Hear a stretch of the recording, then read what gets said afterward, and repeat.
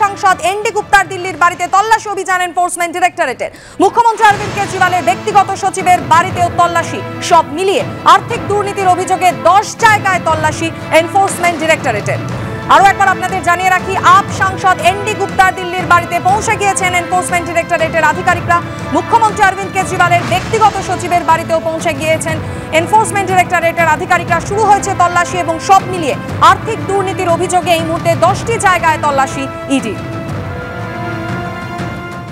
100 দিনের কাজে দুর্নীতি হয়েছে এই অভিযোগে এফআইআর দায়ের হয় 2টি জায়গায়, মুর্শিদাবাদের বেলডাঙ্গা এবং হুগলির ধনেখালি। আর সেই 2টি এফআইআর এর প্রেক্ষিতেই একযোগে 3 জায়গায় এই মুহূর্তে এনফোর্সমেন্ট ডিরেক্টরেটের আধিকারিকরা পৌঁছে গিয়েছেন। ম্যারাথন তল্লাশি অভিযান চলছে।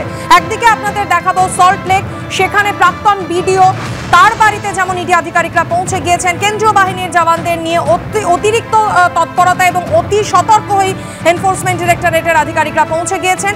সল্টলেকের পাশাপাশি হুগলির চুঁচুড়া, সেখানে এক ব্যবসায়ীর খোঁজেও এই মুহূর্তে এনফোর্সমেন্ট ডিরেক্টরেটের আধিকারিকরা সেখানে তারা এক ব্যবসায়ী সন্দীপ সাধুকা নামে এক ব্যবসায়ী তার খোঁজ চালাচ্ছেন। অন্যদিকে আপনাদের জানিয়ে রাখবো বহরমপুর, সেখানে এক নির্মাণ সহায়কের বাড়িতেও পৌঁছে গিয়েছেন ইডি আধিকারিকরা।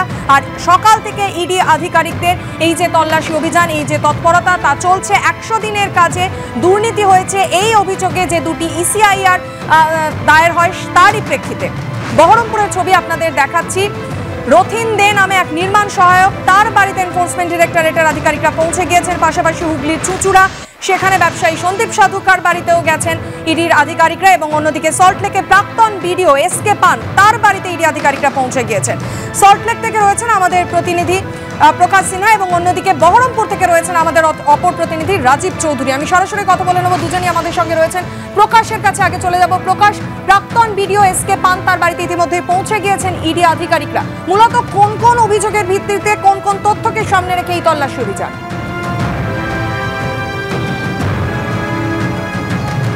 দেখো, তোমাকে প্রথমেই বলে দিই, ইডি সূত্রের খবর, গত কয়েক মাস ধরে 100 দিনের কাজের যে দুর্নীতি হয়েছে, যে ফেক জব কার্ড তৈরি করা হয়েছিল, এই ধরনের অভিযোগ তারা পান এবং গত কয়েক মাস ধরে তারা প্রাথমিক তদন্ত করছিলেন। এবং প্রাথমিক তদন্ত করে ইডি তরফে যেটা আমরা জানতে পারছি যে তারা জানতে পারেন যে কোটি কোটি টাকার দুর্নীতি হয়েছে। অর্থাৎ কেন্দ্রীয় সরকারের যে প্রকল্প রয়েছে মনরেগা স্কিমের যে টাকা 100 দিনের কাজের জন্য এই রাজ্যে আসতো, সেখানে কিন্তু ফেক জব কার্ড তৈরি করে যারা কাজ করেনি, যারা টাকা পাবে না, তাদের কিন্তু টাকা পৌঁছে দেওয়া হয়েছে। প্রচুর lakh lakh fake job card তৈরি করা হয়েছে প্রাথমিকভাবে মনে করছেন ইডি আধিকারিকরা। এবং এই তদন্ত করতে গিয়ে যেটা ইডি সূত্রের খবর, তারা জানতে পারেন যে ধনেখালি এবং বেলডাঙ্গা 2টি জায়গায় এফআইআর হয় রাজ্য পুলিশের 2টি থানায়। এবং সেই এফআইআরকে সামনে রেখে ইসিআইআর লঞ্চ করেন ইডি আধিকারিকরা। এবং আমি যে জায়গায় রয়েছি, আজকে মোট 6টি জায়গায় তল্লাশি অভিযান চলছে। আমি যে জায়গায় রয়েছি সল্টলেকের আইএ ব্লকের এই বিল্ডিংয়ের 3 তলায় প্রাক্তন বিডিও ধনেখালির প্রাক্তন বিডিও এসকে পান, তার 2টি ফ্ল্যাট রয়েছে। আমরা দেখলাম ইডির 8 জন অফিসাররা তারা এখানে পৌঁছে যান এবং তুমি দেখতে পাচ্ছ এস পান ফ্ল্যাট নাম্বার 7, 8, অর্থাৎ এই পরপর 2টি ফ্ল্যাট যেটা রয়েছে F7, F8। এস পান, পুরো নাম শ্যামল পান, তার বাড়িতে পৌঁছে যান। আমরা দেখতে পাচ্ছি কেন্দ্রীয় বাহিনীর জওয়ানরা এখানে দাঁড়িয়ে রয়েছেন, সিঁড়ির ওপরে দাঁড়িয়ে রয়েছেন। বাইরে থেকে যারা আসছেন তাদের পরিচয়পত্র দেখে প্রবেশ করার অনুমতি দেওয়া হচ্ছে। কিন্তু যেটা ইডি সূত্রের খবর, তারা কিন্তু একাধিক অভিযোগ পেয়েছিলেন। কি অভিযোগ পেয়েছিলেন? মনরেগা স্কিম, কেন্দ্রীয় সরকারের যে প্রকল্প মনরেগা স্কিম, 100 দিনের যে কাজ হতো, সেখানে কিন্তু ফেক জব কার্ড তৈরি করে টাকা দেওয়া হয়েছে এবং টাকার পরিমাণ কিন্তু কোটি কোটি টাকা। এবং সেখানে এসকে পানের নাম উঠে আসেন। তিনি ধনেখালি এলাকার প্রাক্তন বিডিও, ব্লক ডেভেলপমেন্ট অফিসার, এবং তিনি গোটা কাজের তদারকি করেছিলেন, সুপারভাইজ করেছিলেন। তার নেতৃত্বেই কিন্তু টাকা ডিস্ট্রিবিউশন হয়েছিল, এমনই খবর আমরা ইডি সূত্র মারফত জানতে পারছি।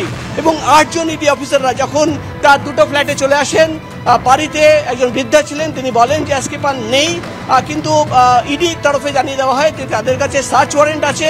এবং সার্চ ওয়ারেন্ট দেখিয়ে 2টি ফ্ল্যাটে 2টি আলাদা টিম তারা কিন্তু এই মুহূর্তে প্রবেশ করেছে। ইডি সূত্রের খবর, এসকে পানকে ফোন করে তারা যোগাযোগ করার চেষ্টা করছেন।